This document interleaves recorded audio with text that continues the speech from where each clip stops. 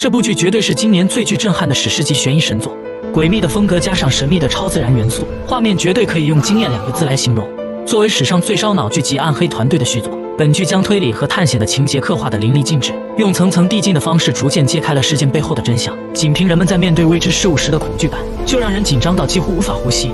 1899年，一艘巨大的邮轮正按着移民公司既定的轨道全速航行着，而船上乘坐着的则是来自不同国家、讲着各自不同语言、不同种族，甚至来自不同阶层的1000余名乘客。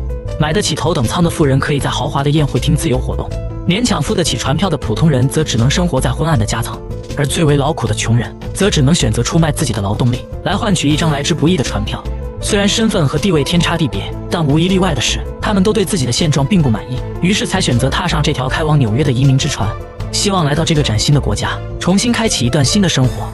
虽然距离期盼已久的目的地只剩下7天的行程，但众人的心情却并没有因此变得轻松，因为在邮轮的各个角落里，始终流传着一个让人脊背发凉的传言。相传就在不久的几个月前，同样是由伦敦驶向纽约的另一艘移民船，在途经大西洋上的一片神秘海域时，竟然诡异地与外界失去了联络。尽管移民公司派出多支船队尝试寻找，但名为普罗米修斯号的失踪船只却像人间蒸发了一样，始终找不到一丝线索。而丽莎的哥哥就在那艘枭上，他给丽莎写信约定在纽约碰面，准备告诉她一些关于他们父亲的秘密，还叫她不要相信任何人。可还没等他到达目的地，就随着大船一起神秘失踪了。尽管丽莎不断告诉自己哥哥，但心底却止不住地涌出一丝不祥的预感。餐厅里，人们还在因为害怕自己的船也会遭遇不测而惊慌过度。突然，一个头戴礼帽的男人突然打破了这里的宁静。从男人的穿着以及脸上的伤痕不难看出，他是一名来自轮船夹层的穷人。因为当时的社会有着严格的阶层规定，所以面对身份不如自己人的求助，这些衣冠楚楚的有钱人都表现得十分冷漠，竟没有一个人愿意伸出援手。还没等男人说明情况的紧急，就被闻讯赶来的保安拖了出去。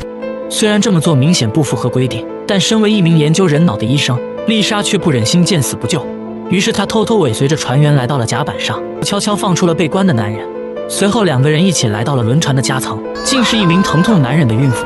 见状，丽莎赶紧解开了她的衣服，利用专业知识顺利地调整了胎儿的身位，解救了已经痛不欲生的女人。众人瞬间投来了感激的目光。然而丽莎的越界行为却还是引起了船长的不满，可还没等他来得及对女人训斥，手下便急匆匆地冲上了甲板，交给了他一封神秘的电报。听到如此说法，船长赶紧急匆匆地来到电报室，而此时纸条上呈现的信息明显是一串海域的坐标。难道真的是消失已久的普罗米修斯号发来的求助信息？众人纷纷觉得难以置信，因为按照常理来讲，如果失踪的船只在几个月前就偏离了航道，那么水流应该会将它冲到自己的北方，而现实却恰恰相反。可尽管一切似乎都充满了诡异的气息，但船长却丝毫没有顾及众人的反对，毅然决然地下令向着坐标的方向驶去。因为尽管希望渺茫，但他却始终坚信船上应该有生存的可能。在经过了7个小时的全速航行后，天色已经逐渐变得昏暗，而就在他们的不远处，竟真的出现了那艘失踪已久的邮轮。来不及多想，船员赶紧向天空发射了信号弹，试图引起普罗米修斯号的注意。可尽管天空已经被染成了显见的红色，然而对面的船上却始终看不到一丝回应。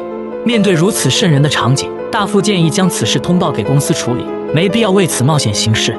却没想到竟遭到了船长的强烈反对，在那里仿佛有什么东西深深吸引着他，于是决定带着医生丽莎以及一名牧师和几个精壮的船员，划着小船登上了那艘漆黑不已的大船。然而此时的他们却并不知道，就在他们忙着搜索生还者的同时，一个诡异的身影正趁着夜色的掩护，悄然地爬进了他们灯火通明的游轮。另一边，船长带着手下到处搜索着幸存者的身影，却没想到眼前的一切却让他们彻底震惊。曾经满载1400余人的偌大游轮上，竟然看不到一丝人影，甚至连尸体都没有。不仅如此，就连客人们平时生活的区域，也仿佛是废弃了几十年之后的模样。更诡异的是，明明已经破坏殆尽的电报机，却偏偏向他们发出了神秘的求助信号。看到此情此景，众人瞬间摸不着头脑，只觉得后背一阵凉意。然而就在大家决定赶紧离开这个诡异的是非之地的时候，一只怪异的绿甲虫却突然引起了丽莎的注意。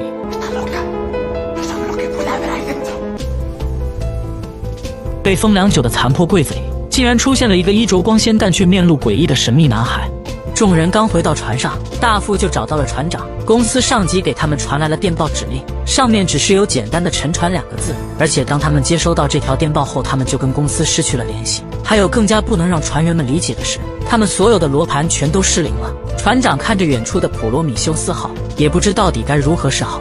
身后的船员们也在议论纷纷。大副此时上前，希望他能尽快做出决定，否则船上这么多人很快就会引发骚乱。船长却只是让他们继续等待。另一边，那个柜子中的小男孩则被丽莎带回了自己的房间，看着对方还在熟睡，他决定出去透透气。半路上正好碰见了来寻找他的船长，得知男孩一直都没开口，船长觉得这一些都太过诡异。就在这时，他好像听到了一阵歌声，在丽莎不解的目光中，船长顺着声音追了上去。丽莎无奈只得返回房间，却在门口看到一个男人正在扭动着自己的房门把手。男人赶忙介绍自己名叫丹尼尔，是他隔壁1013房的邻居。他是听到丽莎房间里有奇怪的声音，这才想要查看一番。丽莎看着眼前的男人，感觉到了一丝丝的熟悉，说自己似乎从哪里见过他。丹尼尔否定了他的猜测后，便回到了自己的房间。当丽莎回到房间的时候，小男孩已经醒了过来，但他依旧是一句话都不说。而另一边的船长竟然在通道中看见了自己女儿的身影，一路追随她，竟然回到了自己的房门前。可他推开房门的一瞬间，竟回到了自己的家中。此时家中的妻女好像正等着他回家。就在他激动地拥抱着自己的女儿时，女儿的身体却突然燃烧了起来，伴随着强烈的火焰冲击，船长瞬间被击飞。当他再次起身的时候，周围的一切都已经被焚烧殆尽。这时他看到地上有一只绿色的甲壳虫，顺着它的爬行方向，船长跟着钻进了壁炉，顺着爬梯向上攀爬。可当他打开顶端的盖板时，却发现他竟然又重新回到了自己在船上的房间。那个盖板上则刻画着一个神秘的三角形符号。另一边的丽莎此时还在试图从男孩的口中问出点什么，却无意间在他的耳后发现了一个神秘的三角形符号。男孩只是做了一个噤声的手势，但下一刻船长就找了过来，他一把将男孩按到了墙上，质问他普罗米修斯号上到底发生了什么。丽莎赶忙上前阻止了船长的疯狂举动。就在两人在门口为此争辩的时候，另一边的走廊里突然出现了一个神秘的男人，他悄悄进入了一个房间。就在男人将一枚徽章放到桌上的时候，房间的主人恰巧回来了，男人只得匆忙躲到了床下，趁着女人换衣服的时候从床下出来，趁机溜走。但他一身船员着装的陌生面孔很快就引起了其他船员的注意，他立马转身就跑，但最终还是被船员联手制服。船长回到房间后，盯视着那个出口陷入了沉思。他还是再次进入了那个密道，可原本的壁炉入口却不见了。不等他弄明白怎么回事，头上就传来了敲门声。原来是锅炉房的工人向他汇报，此时船上的煤炭只剩下一半了。接着又问何时才能回到原本的航线，船长却并没有回答他的问题，径直返回了房间。另一边的丽莎拿出了一封信件，寄信人正是他的哥哥，也是普罗米修斯号上的一名乘客，而且信封上面的标志和男孩脖子上的一模一样。他希望男孩能给自己解惑，但男孩却依旧什么都没有说。不等丽莎继续追问，屋外就传来了一阵嘈杂声。原来是船长下令集结所有人去餐厅，准备宣布一件事情。当所有人都赶去餐厅之后，住在1013房的丹尼尔才走出房间。只见他蹲下身子，从他的手中赫然放出了一只绿色的甲虫。不一会，一名下等舱的小女孩发现了爬行的甲虫，鬼使神差地跟了上去。很快他就来到了轮船的甲板上，接着丹尼尔就出现在了女孩的面前，并将甲虫重新收回了手掌。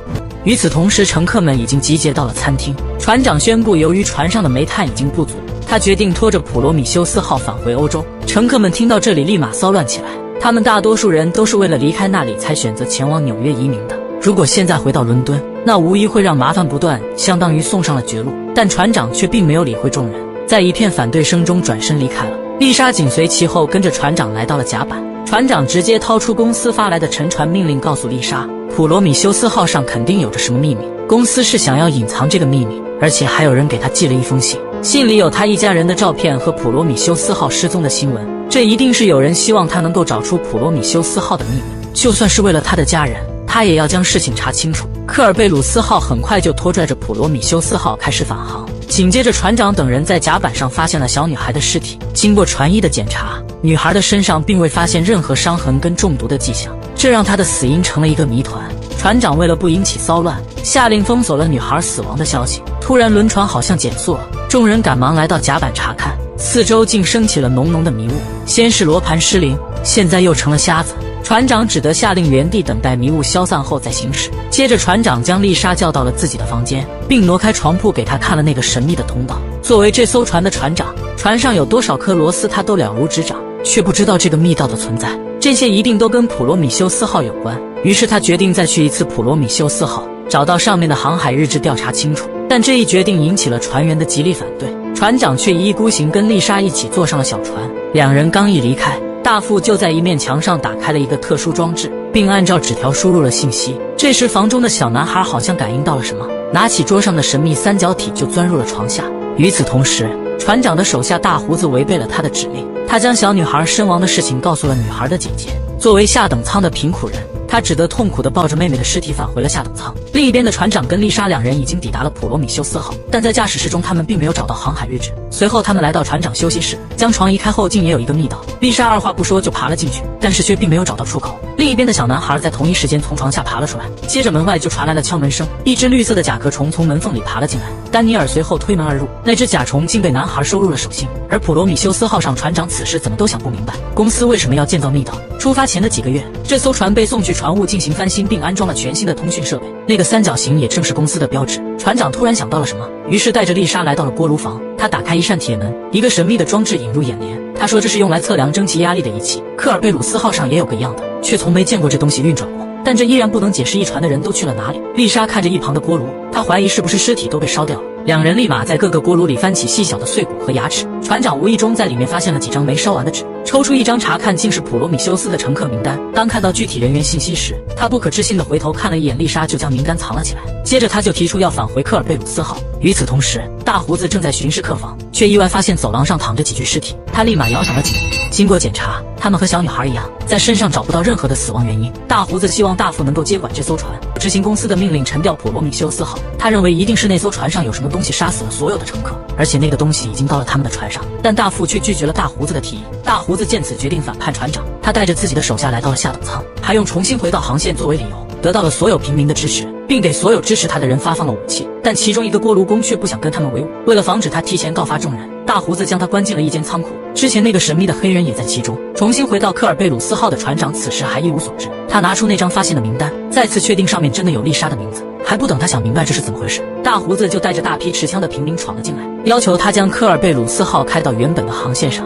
与此同时，丹尼尔在自己的房间中掏出了一个神秘的装置，随着他手指的不断波动，那个从未运转的蒸汽测量仪竟开始了工作。当丹尼尔拨下最后一个按钮时，原本拖拽着普罗米修斯号的科尔贝鲁斯号瞬间消失在了海面上。然而船上的人却对这一切全然不知，并将船长也关进了舱房中，同时带走了之前的两人。因为此时船上无故死亡的人已经堆成了小山，他们害怕染上什么疾病，便命令两人将尸体扔进大海。两人无奈只得照做。船员们也终于发现普罗米修斯号竟然不见了，而且船上的罗盘也恢复了正常。更诡异的是，他们又回到了3天前偏离航线时的位置。虽然这一切都有些匪夷所思，但大胡子还是下令继续朝着原本的航线全速前进。随着死去的人越来越多，平民们恐慌地让船员们给出一个解释。大副知道，如果不能给他们答案的话，他们会毫不犹豫地杀死自己等人。于是他便将锅甩给了那个带回来的男孩身上。一群人将丽莎抓了起来，随后将她带到了1011房外。从她身上拿到钥匙后，一行人就进入了房间，但是小男孩却并没在房间里。平民们决定搜查每一个房间，寻找男孩的下落。一群人离开并将丽莎锁了起来。正当丽莎不知所措的时候，床底下传来了动静，她赶忙将床挪开，发现这里竟然也有一个密道，而小男孩果然是躲在了里面。而此时舱房内的船长在小胡子的帮助下成功脱离了束缚，接着他利用硬币拧开了通风管道上的螺丝。另一边的锅炉房内，丹尼尔趁没人注意悄悄来到了测量蒸汽压力仪器面前，接着从口袋中掏出了之前的神秘装置，又连接上了蒸汽压力仪器的数据线。随着他手指不停地波动，仪器竟又一次被启动了。此时正在处理尸体的小黑趁着守卫不注意的时候翻过了护栏，可他还是被守卫发现了。他一路逃跑，又一次躲进了上次女人的房间。在女人的帮助下，他躲过追捕。小黑决定去救出船长来结束这场荒唐的反叛，而女人竟决定和他一同前往。另一边的丽莎正在询问小男孩密道的来历，但男孩依然是一句话都不说。丽莎无奈只得先想办法撬开门锁。男孩这时却走到了她的面前，缓缓蹲下身子，从手心里放出了那只绿色甲虫。当甲虫爬过门缝后，门锁就这么应声而开。不等丽莎从震惊中回神，男孩就拉着她顺着甲虫的爬行方向走去，而他们的行踪都被一个男子看到了。另一边的船长此时也从通风管道爬了出来，小黑也正好赶到。船长准备乘坐小船前往普罗米修斯号，修好那上面的电报机向外界求救。他的想法得到了几人的支持。等到他们拿到救生船准备离开的时候，男孩带着丽莎也正好找到了他们。但紧接着，之前发现他们行踪的男子就带着一群人找了过来，并表示他们只是想要那个男孩。丽莎听后立马将男孩护在身后，但男孩竟主动走了出来。随后所有人都被大胡子的人带走了，可紧接着小黑竟从地上爬了起来。原来刚刚子弹击中的只是他的手臂。他悄悄来到关押船长等人的房间，用一把锤子解决了2名守卫，成功解救了一行人。就在大胡子一群人准备在甲板上将男孩处决时，船长一行人赶了过来，两方人马很快就展开了战斗。丽莎趁着混乱想要救出男孩，但一个妇人却决然地将男孩扔进了海里。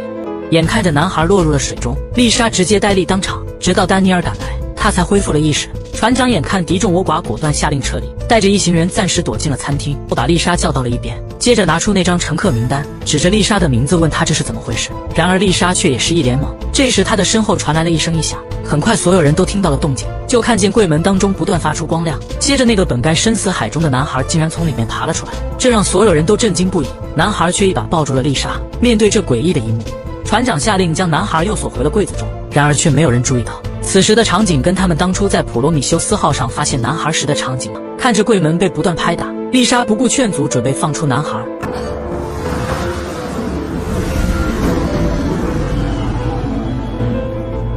在场除了丽莎之外，所有人都一动不动，空间在这一刻竟然被定格。丽莎在这诡异的一幕下缓缓上前，从空气中拿下了那颗子弹。这时她身后的柜子又传出了声音，丽莎抽出了铁棍，男孩却跟没事人一样走了出来。面对丽莎的质问，男孩依旧闭口不言，接着便牵着丽莎的手朝餐厅外走去。当二人走出大门的一刻，餐厅内的空间这才恢复了正常。看着打开的柜门跟消失的两人，众人也是不知所云。就在这时，刺耳的警报声在船上响彻，乘客们纷纷打开房门查看。不等众人弄明白是怎么回事，警报声就停止了，紧接着又响起了连串的滴答声。下一刻，大部分的人就如同行尸走肉一般，跟着滴答声的节奏朝着一个方向走去。不管清醒的人如何阻止，这些人都没有一丝的回应，继续走着。很快他们就聚集到了甲板上，他们竟然翻越了护栏，直挺挺地跳进了大海。相同的一幕在船的各个地方上演着，他们就跟扑火的飞蛾一般，毫无情感的一个个跳进海里。这诡异的一幕让所有还保持着清醒的人都无比的震惊。这时的大副却又一次来到了神秘装置前，向外发送了一段信息。此时的船长跟大胡子两方人马又一次对峙在了一起。这些人全都跳海自杀后，双方全都不淡定了，立刻全力阻止还在不断前进的众人。但这一切都是那么的徒劳。另一边的男孩把丽莎带回了房间，只见他放下了手中的三角体，拿起笔在纸上。男孩将丽莎拉到身前，接着男孩将床挪开，拿上三角体就钻进了密道。爬到底部之后，男孩再次从手里放出了那只绿色甲虫。在丽莎的注视下，男孩消失在了密道中。丽莎赶紧跟着爬了下去。此时的墙壁上竟然出了一条通道，略一思考后，他就顺着通道爬了进去。当他爬到尽头的时候，竟然来到了另外一个场景。身后的方块通道口是那么的突兀，不远处的一座建筑成功引起了丽莎的注意。丹尼尔也在这时找到了丽莎的房间，发现密道被打开，他赶忙钻了进去。看着消失的通道口，丹尼尔赶忙掏出了之前的装置，经过一番拨弄，通道口再次被开启。他很快来到了刚刚丽莎所处的空间，却已经不见了丽莎的身影，只有那个男孩静静地站在一个坟头前。Brought her here. She didn't remember. We don't have much time. I need to stop this before they sink the ship.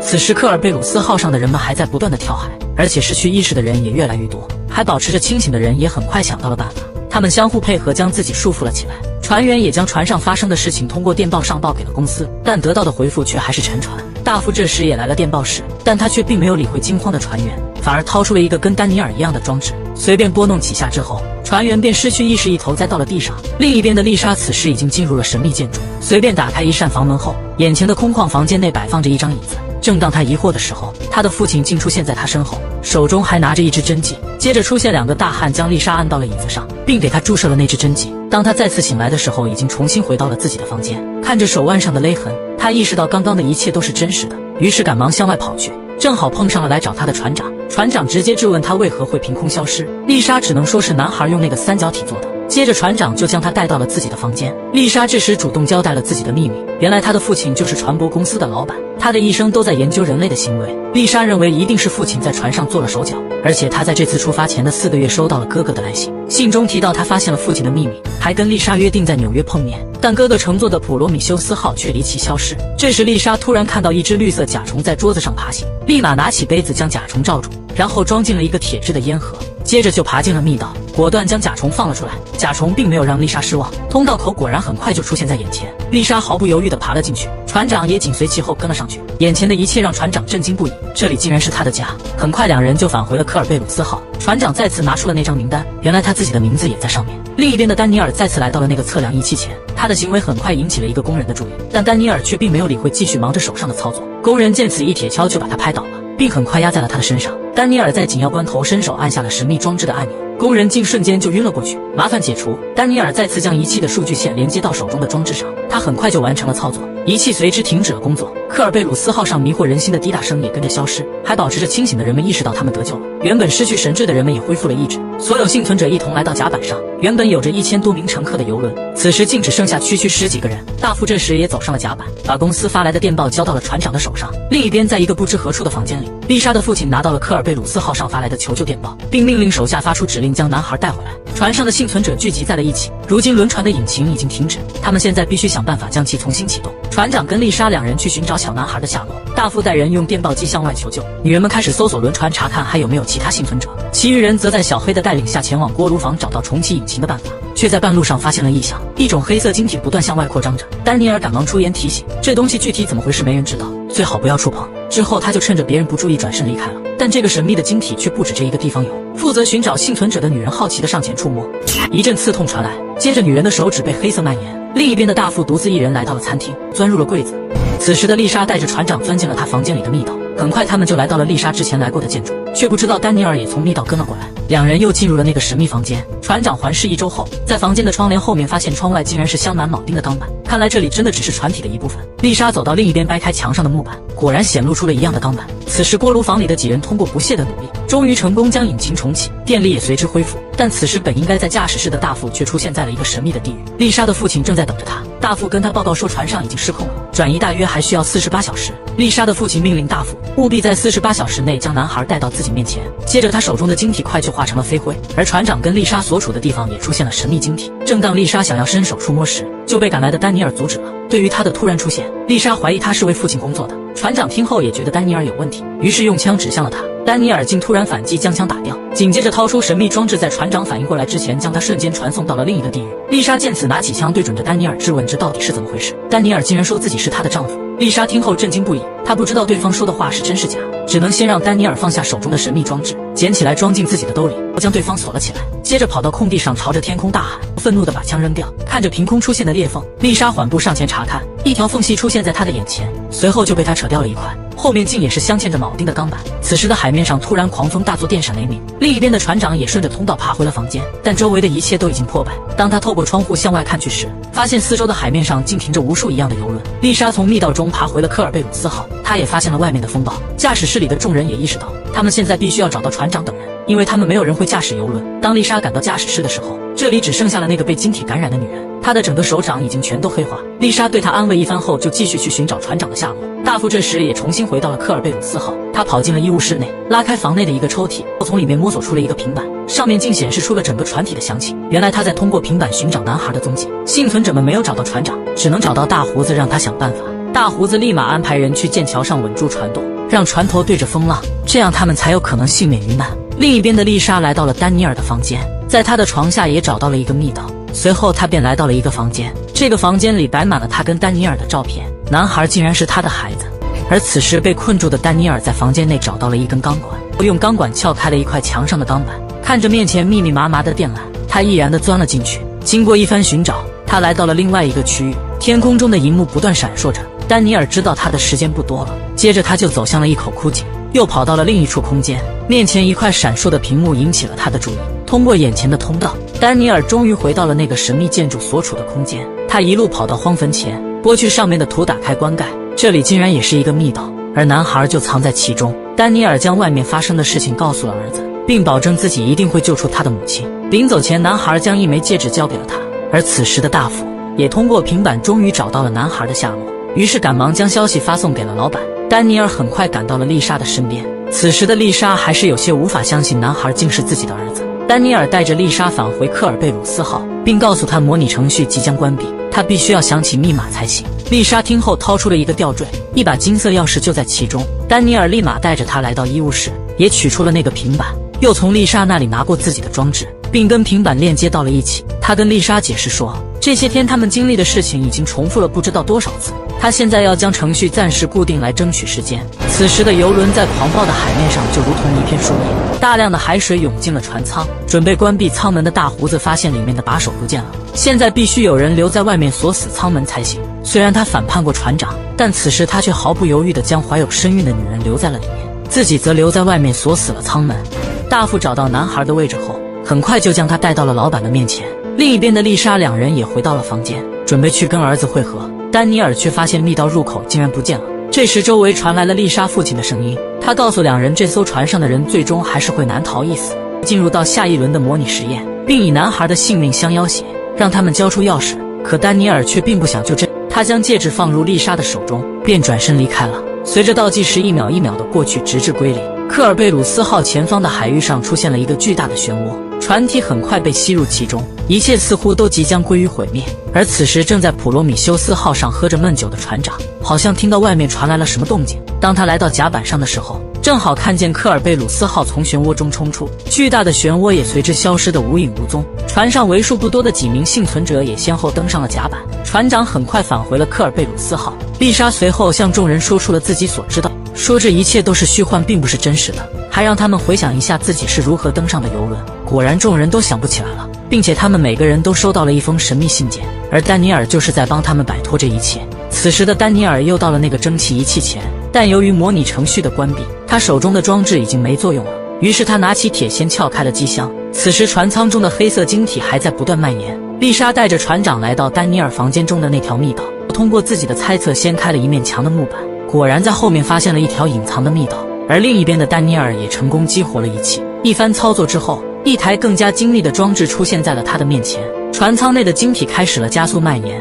整个程序都好像发生了错乱。当丹尼尔完成手上的操作之后，一系列异常的场景出现在了众人面前。随后丹尼尔来到了餐厅，接着就钻进了那个柜子。另一边的丽莎带着船长终于找到了自己房间下的空间。就在二人不知从何处下手的时候，大副手持着神秘装置出现在了他们面前，船长立刻便失去了意识，丽莎也不得不交出了手中的钥匙。接着他就被带到了父亲的办公室，随着对方手指的拨弄，他们瞬间来到了病房当中。两名大汉再次将丽莎锁在了椅子上，父亲此时也道出了实情，原来这一切都是丽莎在10几年前创造的，男孩也是这里的产物。虽然他只是一串代码，但随着时间的推移，丽莎对他产生了情感。随后他便将男孩的记忆清除后，设计出了这套模拟程序，将所有人都困在了这里。丽莎才是那个真正的罪魁祸首，父亲才是那个想要拿到钥匙带着所有人摆脱这个轮回的人，而丽莎则会被消除记忆后永远的困在这个轮回。由于程序的崩溃，科尔贝鲁斯号也跟着开始逐渐崩塌。丽莎的父亲将钥匙插进了三角体内的钥匙孔中，但扭动钥匙之后，众人并没有从幻境中清醒过来，科尔贝鲁斯号却随之消散。丽莎再一次睁开了双眼，她并没有陷入到科尔贝鲁斯号的轮回当中。看着不远处男孩的坟墓，丽莎好像并没有被父亲清除记忆。当她来到这个地下的房间后，丹尼尔也紧随其后出现在了这里。原来丹尼尔入侵系统的时候更改了其中的一些代码，把离开这个世界的密码变成了丽莎手中的戒指。这里的确是他们夫妻创造的，但导致现在发生的这一切都是丽莎的哥哥造成的。他接管了整个程序，控制了一切。父亲其实跟其他人一样，也是被困在这里的一员罢了。现在他们的时间已经不多了，丽莎必须赶紧醒过来去阻止这一切。说着便将戒指放在了玩具金字塔上。丽莎终于从现实世界中醒来，她的周围全是科尔贝鲁斯号上的同伴。当她透过窗户朝外看时，发现自己竟然身处于一架在太空中遨游的宇宙飞船上。